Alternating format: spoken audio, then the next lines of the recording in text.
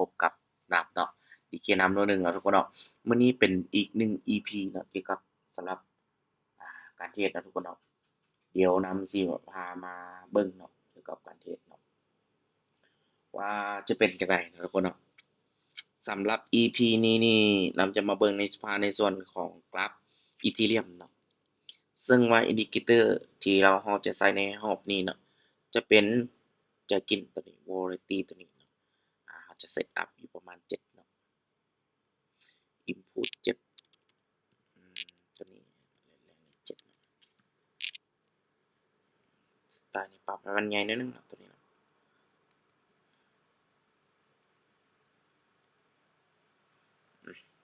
โอเคเนาะทุกคนเนาะ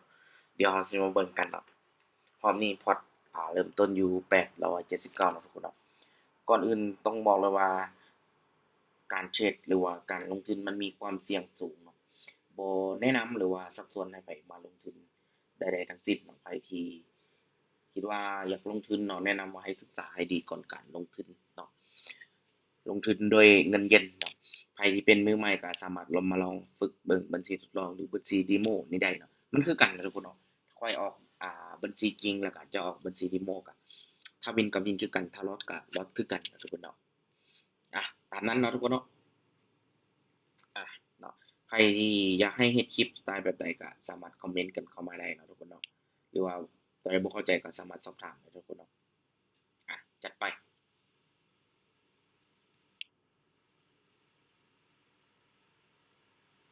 โอเค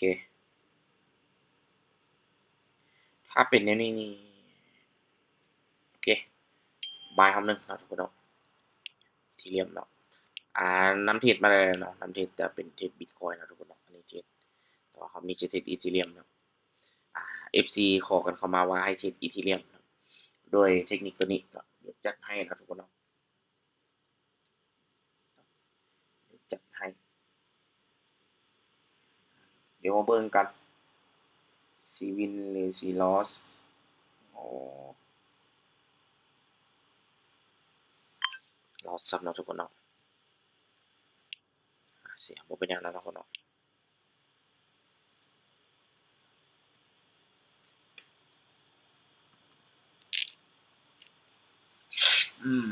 มันเอาบ่อยู่เนาะผ่านคำนี้ตานี่เอาบ่อยู่เนาะทุกคนเนาะเดี๋ยวเอามาเบิ่งออเดอร์ต่อไปเนาะทุกคนเนาะโอเคเอาตามสเต็ปเนาะเซลล์รอบหนึ่งนะทุกคนเนาะตามสเต็ปเซลล์รอบหนึ่งเดี๋ยวมาเบิ่งกันจะไหลลงได้ส่ำใดเนาะเดี๋ยวเรามาเบิ่งกันว่าโอ้สิโอเคหลายน้อยปานใดเนาะเนาะเพราะว่าอินดิเคเตอร์นี่ก็ค่อนข้างว่าซีลงเนาะซีลงเป็นบรรทัดฐานไหลๆจักๆลงเลยเนาะโอเคนะโอ้งามๆเลยน่าจะมาอยู่ประมาณฐานของแนวรับนี่แหละทุกคนสามารถตีได้เนาะฐานนี้ครับในการจะตีเบิ่งได้เนาะแต่สำหรับนำเบิ่งโซนกลางเข้าใจนะทุกคนเนาะ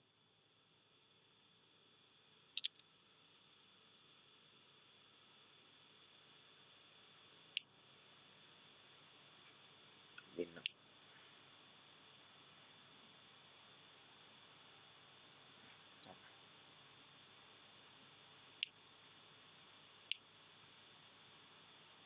โอเคนะโอ้ยบ่ทันขอเด้อซ้ำเสียดายเด้เนาะก็บ่เป็นหยังเนาะทุกคนเนาะกันเข้าก็บ่เป็นหยังเดี๋ยวพาเบิ่งแนวออเดอร์ต่อๆไปนะทุกคนเนาะ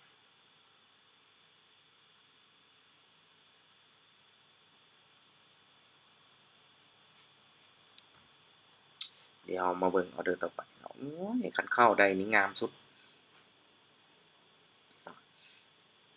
เราจะมาเบิ่งออเดอร์ต่อๆไปกันสำหรับออเดอร์นี้เนาะ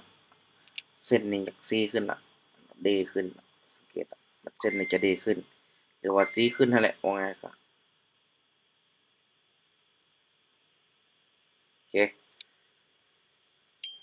เข้าออเดอร์บ่าย1ฮ้อมาลุ้นเบิ่งนำกันเนาะทุกคนเนาะ สิมีกำไรบ่เนาะ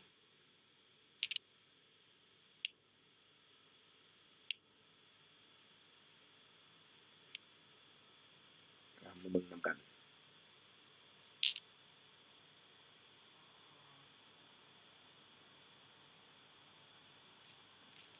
อืม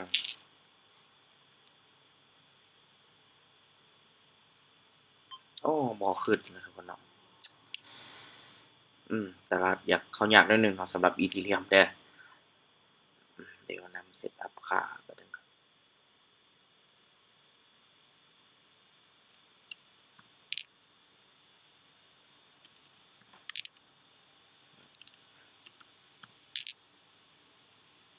โอเค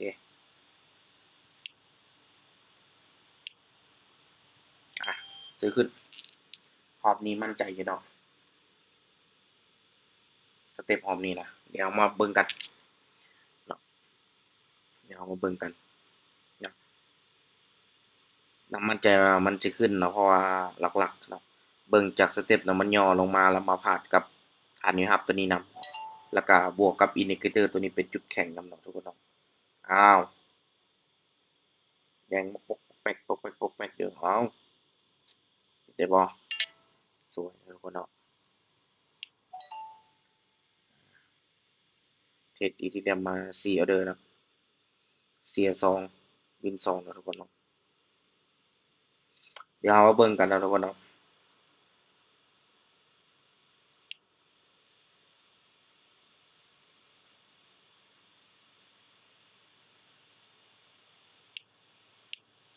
โอเคขาย1รอบเนาะทุกคนเนาะจัดไปจัดไปครับสาเหตุที่ขายทุกคนน่าจะเห็นเนาะเส้นตัวนี้เนาะมันซีลงแฮงหลายเนาะมันซีลงแฮงหลายเลยต้องได้ขายนะทุกคนเนาะมันซีลงแฮงเนาะเห็นบ่วูบลงเลยเนาะซีลงแฮงเขาก็เลยขายซะแล้วมาลุ้นเบิ่งนำกันเห็นบ่งามนะทุกคนเนาะสอง2ออก1 2 3 4 5ออเดอร์เนาะ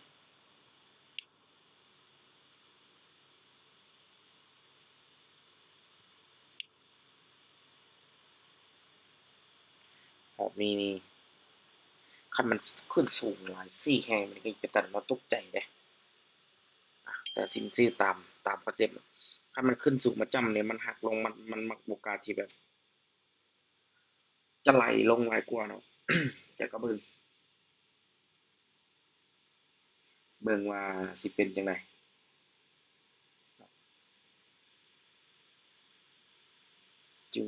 จึงบ่อ๋อลุ้นขนาดแมปเขียวแมปแดงแมปเขียวแมปแดงอยู่เนาะ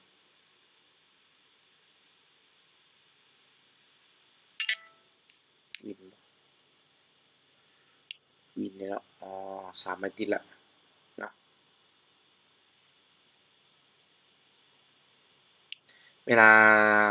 เราเข้าตลาดบ่ได้มันผวนแรงนะมันถี่แรงแล้วเราปรับจะกิน royalty ตัวนี้นำเนาะทุกคนเนาะมันจะเห็นค่าเนาะ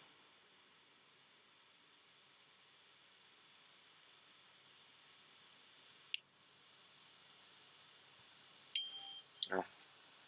ขายในรอบเนาะออเดอร์นี้ค่อนข้างมีความมั่นใจสูงเลยแหละนะทุกคนเนาะจากสเต็ปในออเดอร์ที่ผ่านมาเมื่อกี้เนาะเหตุผลที่เขาขายเนาะเพราะว่ามันดังแฮงนะมันดังแฮงนะมีโอกาสที่จะไหลเนาะ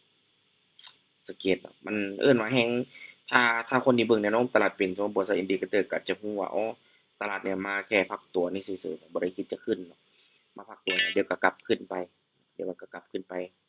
เนาะอาจจะพักตัวไซด์เวย์แถวนี้ก่อนสินะเนาะ4ไม่ติด4ไม่ติดเอา5ไม่ติดเบิ่งเวลาดูอ๋ออีกไม้หนึ่งเนาะไม้นี้ไปสัก15เหรียญพอเนาะไม้นี้ไปสัก15เหรียญพอโอเคขายอีก1รอบเนาะทุกคนเนาะจัดไปเนาะ มาลุ้นเบิ่งนํกันเนาะว่าสิมีกำไรสิวินบ่คันวินออร์เดอร์นี้ก็สิได้เปิดกล่องของขวัญเนาะคันบ่วินก็อย่าเนาะเพราะว่าปลายไส้แล้วเนาะถ้าเสียแล้วก็นำก็จะยึดเนาะถ้าว่ามีกำไรนำก็สิไปต่อเนาะต่องานซะเดี๋ยวรอลุ้นนํกันเด้อทุกคนเนาะนี่แหละเนาะการเทรดมันก็โอ้แล้วโอเคเนาะอันนี้เป็นสเตตเมนต์สำหรับการเทรดของใน EP นี้เนาะใน Ethereum ทุกคนเนาะ กำไรนี้เป็นกำไรที่นำเทรด2รอบเด้อจังได้400บาทนะทุกคนเนาะเดี๋ยวมื้อนี้นำเทรดหลังจากจบมื้อนำก็4ถอนออกเนาะ4ถอนออกเอาไปขายไปใช้จ่ายเนาะเพราะว่ามีเนี่ยต้องใช้เนาะโอเคเนาะทุกคนเนาะถ้าว่าใครอยากจะศึกษาก็แนะนำว่าให้ศึกษาให้ดีเนาะอย่าเข้ามาเพราะว่าเห็นคนนั้นคนนี้ได้เงินหลายเป็นจังซั่นจังซี่เนาะทุกคนเนาะเพราะว่าการเทรดหรือว่าการลงทุนใดๆก็ตามเนาะมันมีความเสี่ยงสูง ทั้งเบิดทั้งมวลนั่นแหละเนาะคนที่จะเข้ามาก็แนะนำว่าให้ศึกษาให้ดีๆเนาะแล้วก็ลงทุนโดยเงินเย็นเนาะแล้วก็ใครที่อยากจะให้นำเนาะเฮ็ดคอนเทนต์แบบใดก็สามารถคอมเมนต์กันลงมาได้นะทุกคนเนาะอ่าทุกๆการเทรดหรือว่าการลงทุนมันมีความเสี่ยงสูงนะทุกคนเนาะสำหรับคลิปนี้ก็สิว่ากันไว้ประมาณนี้นะทุกคนเนาะแล้วพบกันใน EP ต่อไปเด้อ